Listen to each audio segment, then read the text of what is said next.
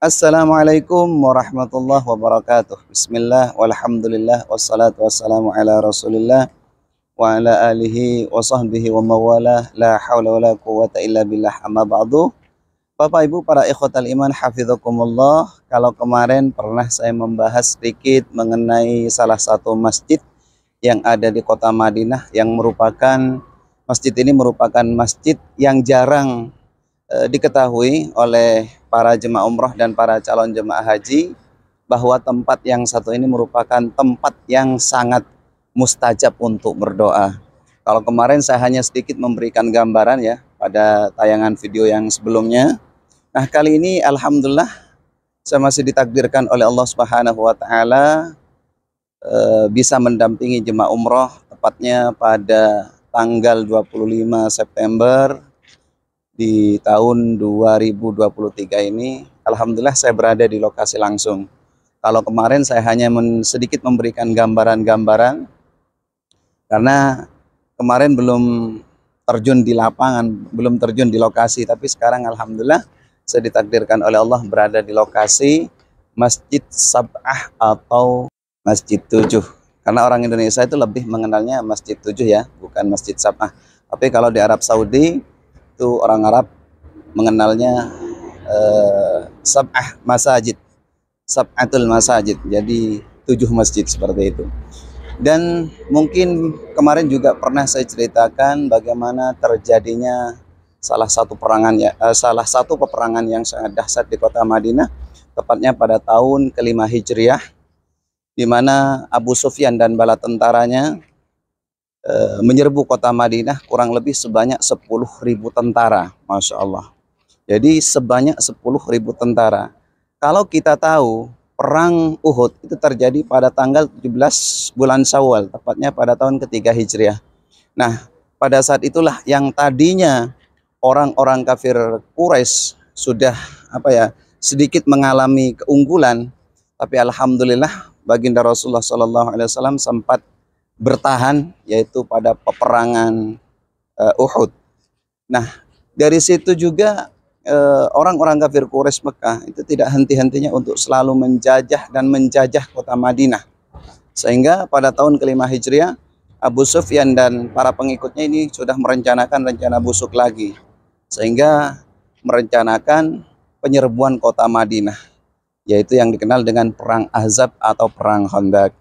Alhamdulillah kali ini saya berada di lokasi ini. Dan sebagaimana yang awal saya sampaikan bahwa di Masjid Sab'ah ini ada salah satu masjid yang pernah diduduki oleh baginda Rasulullah SAW, di mana ketika terdengar kabar bahwa akan ada 10.000 personel dari kota Mekah, baginda Rasulullah SAW sudah merasa cemas sebagai komando ya.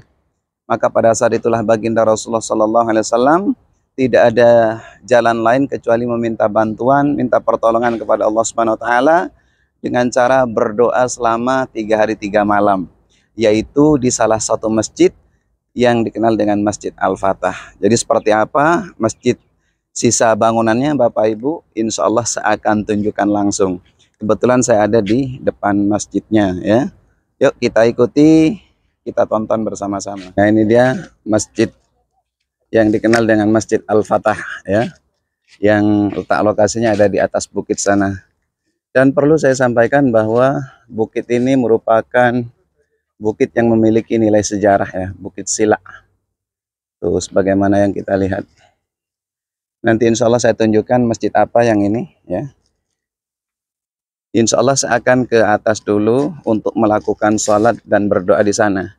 Nah, ternyata teman-teman masih banyak di antara jemaah umrah dan jemaah haji yang belum tahu keutamaan melakukan sholat sunnah dan berdoa di masjid yang satu ini, yaitu Masjid Al-Fatah. Masya Allah. Ternyata lokasi inilah ya, tempat inilah yang merupakan tempat yang pernah diduduki oleh baginda Rasulullah SAW, di mana di tempat ini Rasulullah berdoa selama 3 hari 3 malam. Kemudian doa Rasulullah dikabulkan pada hari yang ketiga. Apa doa Rasulullah? Ya Allah, Tuhan yang menurunkan wahyu yang maha cepat, menuntut hari perhitungan. Kalahkanlah pasukan Ahzab, menangkanlah kami atas mereka. Lalu pada saat itulah doa baginda Rasulullah Shallallahu Alaihi Wasallam dikabulkan pada hari yang ketiga. Lumayan capek ya kalau nggak biasa naik bukit. Nah, mungkin ada di antara teman-teman atau Bapak Ibu yang pernah melakukan ibadah umrah atau ibadah haji. Kalau melakukan ziarah di kota Madinah, biasanya kan datangnya dari sebelah sana ya, yaitu dari arah Masjid Qiblatain. Karena kadang, mohon maaf, apalagi kalau jemaah umrah, kalau kita nggak nyempatin ke sini, itu nggak bakalan bisa ke sini Bapak Ibu. Artinya nggak bakalan bisa naik ke lokasi ini. Makanya sempat-sempatkan ketika Bapak Ibu ditakdirkan oleh Allah bisa melakukan ibadah umrah ataupun ibadah haji, itu kalau bisa dari hotel naksi sendirilah, nggak apa-apa. Eman-eman kata orang Jawa ya, nggak melakukan sholat di Masjid Al-Fatah. Karena masjid ini merupakan masjid yang pernah disolati baginda Rasulullah Sallallahu Alaihi Wasallam, pernah diduduki oleh baginda Rasulullah Sallallahu Alaihi Wasallam. Dan sebagaimana yang kita yakini bahwa setiap tempat, sesuatu yang pernah dipegang Rasulullah, pernah diduduki oleh baginda Rasulullah Sallallahu Alaihi Wasallam, ini memiliki nilai barokah, ya kan? Mudah-mudahan dengan kita melakukan sholat di sini, yaitu di Masjid Al-Fatah ini, kita memiliki nilai keberkahan yang luar biasa, doa-doa kita diijabah oleh Allah. Nah, karena para alim ulama banyak yang meyakini bahwa tempat ini tempat mustajabah selain raudhah ya. Kalau di Masjid Nabawi kita tahu yaitu raudhah. Raudhah itu di antara makam Nabi dan mimbar Nabi. Sebagaimana yang Rasulullah sabdakan, "Ma baina baiti wa mimbari raudhatun min riyadil jannah." Nah, Bapak Ibu, insya Allah saya akan naik dulu untuk melakukan sholat 2 rakaat kemudian berdoa di sana ya. Seperti apa kondisinya sampai sekarang? Karena saya lumayan lama nggak ke sana ya. Masya Allah, ini bukit. Nanti insya Allah saya akan jelaskan seperti apa terjadinya peperangan yang sangat dahsyat pada tahun kelima Hijriah. Nah, ternyata di pagi hari ini masih sepi ya. Karena pertama banyak orang kadang jarang mengunjungi tempat ini.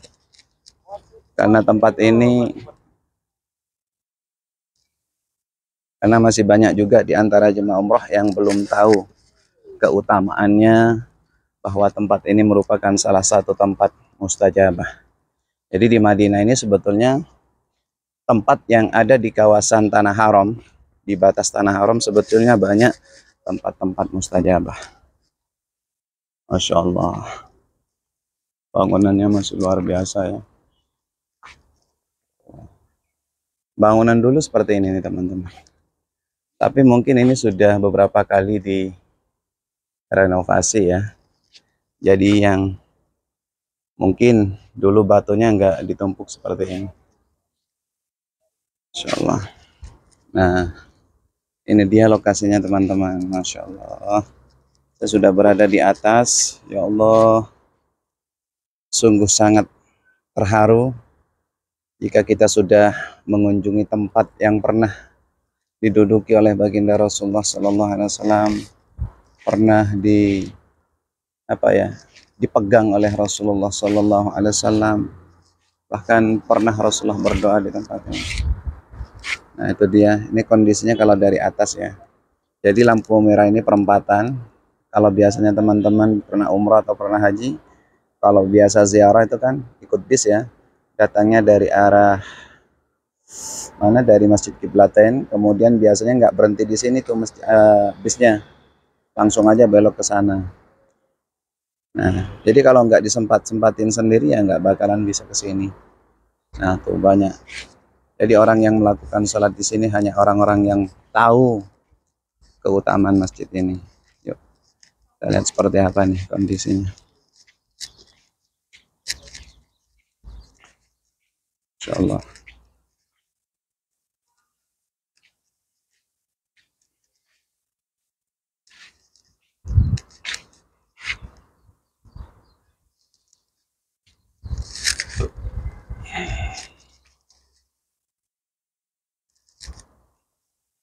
insyaallah.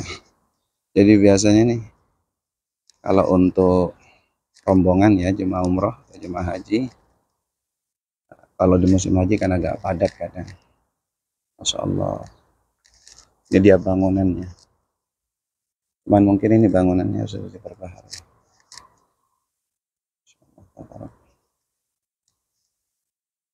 Itu kubahnya tuh. Ya Allah.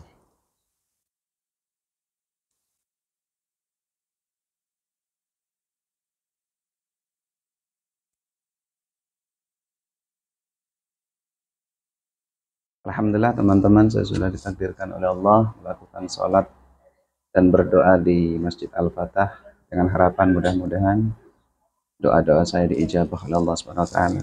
Namun perlu saya sampaikan satu hal. Nah, ini penting banget ya. Jadi jangan sekali-kali teman-teman jika berkunjung ke sini nulis-nulis di batu seperti ini. Ya, nulis-nulis batu seperti ini enggak boleh. Perbuatan yang tidak ada anjuran. Ini kan di sini nih banyak nulis nama-nama keluarganya ya. Jadi kalau ada orang yang berziarah ke sini kan kadang nulis namanya sendiri, keluarganya. Yang mereka yakin itu kalau nulis di sini itu bisa sampai ke tempat ini. Nah, ini dia. Nggak boleh ya. Nah, ini dia. Nulis-nulis di batu seperti ini nggak boleh nih. Tuh banyak tulisan-tulisan di sini teman-teman. Tuh. Ada yang bahasa Arab, Abu Mukhlas, apa gitu kan. Abdul Galun, Palestina apa. Jadi jangan pernah melakukan perbuatan-perbuatan yang tidak ada anjuran dari Rasulullah Sallallahu Alaihi Wasallam. Ya, jelas sudah bahwa ini namanya Masjid Al-Fatah, masjid di mana baginda Rasulullah Sallallahu Alaihi Wasallam pernah berdoa selama 3 hari 3 malam. Jadi di tempat ini. Karena menurut catatan sejarah bahwa ketika Abu Sufyan dan bala tentaranya memasuki kota Madinah, bayangkan kekuatan kaum muslimin pada saat itu sebanyak 3.000 personel. Sementara pasukan Quraisy ya, dari Mekah sebanyak 10.000 tentara. Yang ketika itu baginda Rasulullah Shallallahu Alaihi Wasallam merasa khawatir dengan adanya pasukan yang sangat luar biasa, maka Rasulullah tidak ada jalan lain kecuali meminta bantuan kepada Allah Subhanahu wa taala dengan cara berdoa selama 3 hari 3 malam. Lalu doa Rasulullah dikabulkan pada hari yang ketiga.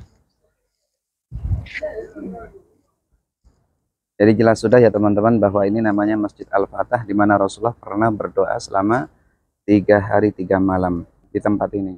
Karena konon ketika terdengar kabar akan ada 10.000 tentara kaum Quraisy akan menyerbu kota Madinah, maka pada saat itu baginda Rasulullah Shallallahu Alaihi Wasallam dengan sebagian para sahabatnya bermusyawarah ya, mengambil pendapat dari beberapa para pakar perang, kemudian para sahabat seperti itu. Termasuk di dalamnya itu ada sahabat Salman Al-Farisi. Yang mana pada saat itu sahabat Salman Al-Farisi ini mengajukan usul. Apa kata sahabat Salman? Ya Rasulullah, dulu ketika kami berada di negeri Persia, ketika kami dikepung musuh, kami menggali parit yang lebar dan panjang ya Rasulullah. Nah, yang tentu strategi ini belum dikenal oleh bangsa Arab. Itu kata sahabat Salman Al-Farisi.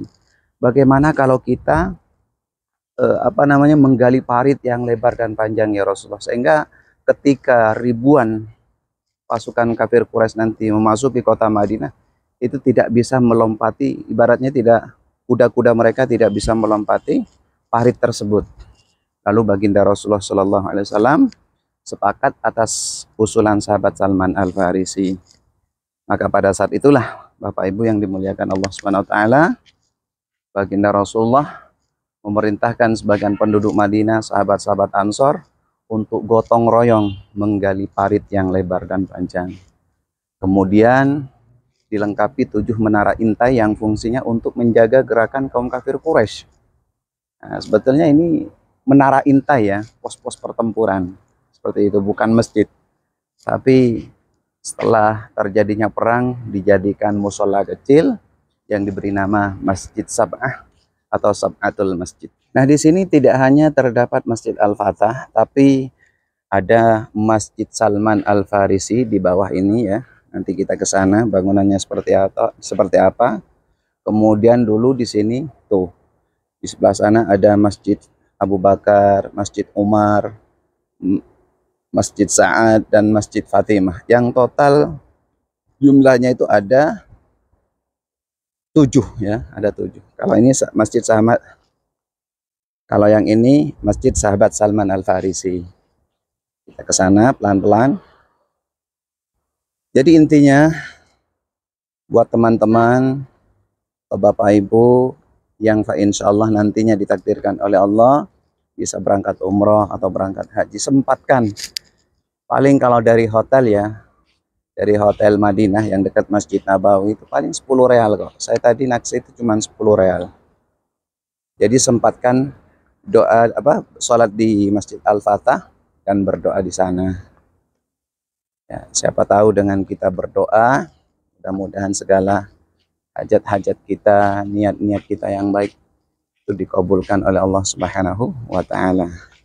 Yuk kita lihat Masjid Sahabat Salman Al-Farisi. Ya. Dulu ada 7. Dulu ada 7 teman-teman. Ada 7 masjid, tapi sekarang sudah dibongkar sebagian karena sudah dibangun Masjid Jami Al-Khandaq yang besar ini di atas itu. Nanti insya Allah kita ke sana ya. Nah, ini Masjid Salman Al-Farisi yang pernah memberikan pendapat kepada baginda Rasulullah Shallallahu Alaihi Wasallam untuk menggali parit yang lebar dan panjang. Nah, ini bangunannya ya. Ini sebetulnya bangunan kuno, cuman agak sedikit direnovasi ya. Nah, seperti yang saya sampaikan di awal, jangan pernah melakukan perbuatan-perbuatan seperti ini. Ini gak boleh hukumnya ya. Tulis-tulis nama di batu, ya kan? Yang mana mereka yakini kalau nulis nama di batu seperti ini, itu katanya dia bisa sampai ke sini lagi, kemudian keluarganya bisa sampai ke tempat ini. Ini tidak ada anjuran dari Rasulullah. Bahkan bisa-bisa menjadi sesuatu yang syirik ya, mengagungkan satu tempat yang tidak ada anjuran dari Rasulullah, nulis-nulis di batu seperti itu. Sama halnya dengan di Jabal Rahmah Mekah tuh banyak sekali tuh tulisan-tulisannya tuh, tulisan semua tuh.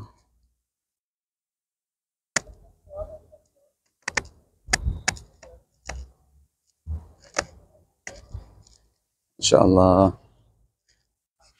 Nah, ini Masjid Salman Al-Farisi, itu masjid yang kedua.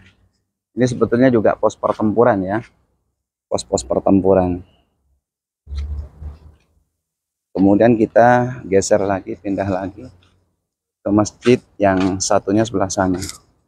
Oh, tapi sudah dikurung ya, sudah ada semacam sekat di sini, terbuat dari seng apa kayu ini. Jadi kita tidak bisa masuk ke sana ya. Intinya di sini ini dulu teman-teman, total jumlahnya masjid itu ada 7. Sekarang kan tinggal 4 tuh. Ada juga yang di atas. Atau bisa nggak nanti ke sana gitu kan. Cuman sekarang nama-namanya kok dihapus ya. Nah, nih Masjid Al-Fatah, masjid yang pertama. Kedua Masjid Salman Al-Farisi, dulu ada di sini Masjid Abu Bakar, Masjid Umar, ya kan, Masjid Ali bin Abi Thalib, Masjid Sa'ad tuh ada di, oh ternyata nggak boleh ke sana ya, udah dikasih pagar semua. Intinya sempatkanlah ya, kalau bisa ketika Bapak Ibu ditakdirkan oleh Allah bisa melakukan umrah atau haji, sempatkan sholat di situ ya, di Masjid Al-Fatah. Jadi menurut saya sangat disayangkan sekali ya, tempat-tempat sejarah sekarang sudah banyak yang mau dihapus. Masya Allah, tabarakallah.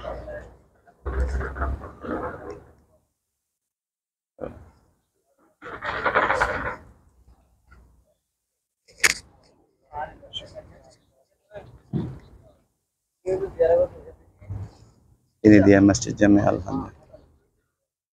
Kenapa dibangun masjid yang kecil-kecil seperti ini?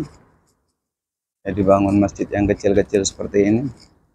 Ini untuk mengenang peristiwa bersejarah yang merupakan kemenangan besar bagi kaum muslimin, ya, baik fisik ataupun moral. Nah, ini Masjid Umar nih.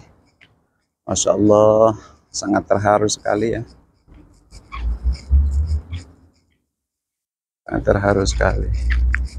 Ya Allah, mudah-mudahan kita kelak dikumpulkan dengan baginda Rasulullah Sallallahu Alaihi Wasallam di surganya Allah dan sebagian para sahabat beliau.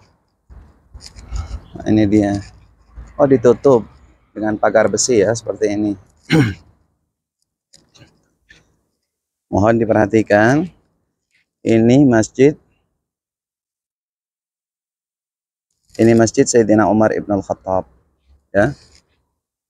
Kalau yang di atas nanti kita ke sana. Nanti saya ke sana, itu masjid Sayyidina Ali bin Abi Thalib. Kemudian di sini Masjid Sa'ad. Ya, insyaallah.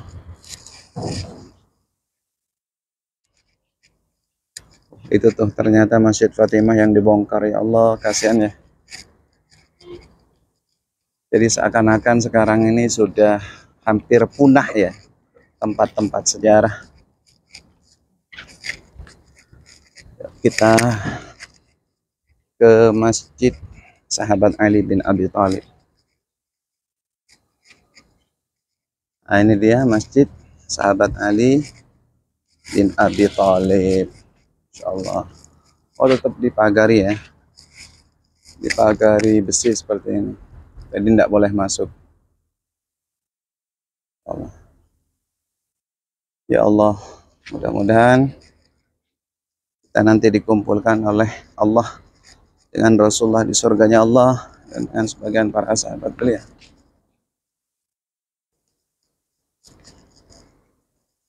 Yuk kita lihat Masjid Fatimah. Masjid Fatimah. Ini Masjid Fatimah. Ya Allah, masih ada ternyata kubah yang kecil itu ya. Kubah kecilnya. Gimana ini maksudnya, mau dibongkar tapi gak berani mungkin ya. Ya Allah, tapi masih diabadikan, masih dipagari tembok seperti ini. Ya Allah. Masjid Sayyidatuna Fatimah binti Rasulullah Sallallahu Alaihi Wasallam. Insyaallah. Ini juga dijadikan pos pertempuran dulu ya, pos pertahanan. Itu masuknya dari sini.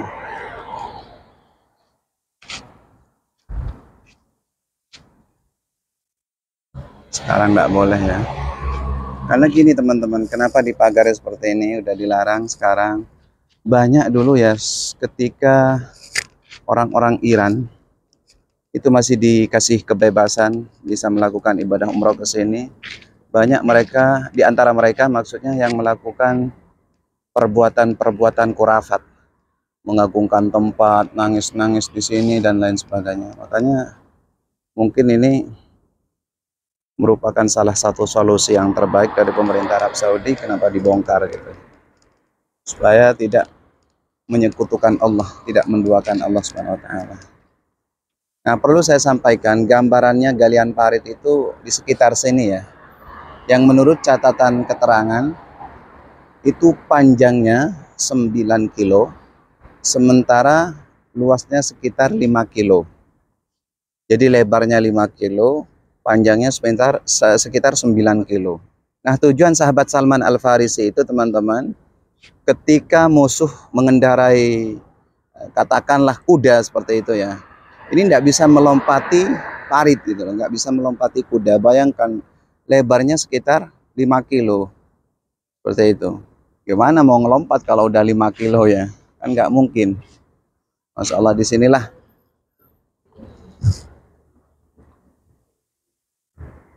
masyarakat Madinah, penduduk Madinah gotong royong menggali parit yang lebar dan panjang. Nah, itu tadi teman-teman sedikit ulasan atau penjelasan dari saya mengenai salah satu masjid yang masih banyak di antara kaum muslimin, khususnya jemaah umrah dan jemaah haji, para perziarah gitu kan, yang belum tahu keutamaan masalah Masjid Al-Fatah. Karena ternyata Masjid Al-Fatah merupakan masjid yang memiliki nilai keutamaan yang sangat luar biasa dan menjadi salah satu tempat mustajabah selain Raudhatus Syarifah. Kalau di Madinah udah tahu persis kita, tempat yang mustajabah itu adalah Raudhah Asy-Syarifah, di antara makam Nabi dan mimbar Rasulullah. Tapi ternyata di luar itu masih ada loh yang namanya Masjid Al-Fatah. Jadi mudah-mudahan teman-teman yang belum ditakdirkan oleh Allah sampai ke kota Madinah di bulan depan, di tahun-tahun yang akan datang, segera dipanggil oleh Allah dan sempatkan. Jadi ketika Bapak Ibu ditakdirkan oleh Allah berkunjung ke kota Madinah, sempatkan berkunjung ke Masjid Al-Fatah, sempatkan salat sunnah tahiyatul masjid 2 rakaat dan berdoa. Dengan harapan mudah-mudahan doa-doa yang dipanjatkan senantiasa diijabah oleh Allah Subhanahu wa taala. Amin amin ya mujibas sa'ilin. Ini saja yang dapat saya sampaikan, kurang lebihnya mohon maaf yang sebesar-besarnya. Ihdinas shiratal mustaqim wal 'afwu minkum. Wassalamualaikum warahmatullahi wabarakatuh.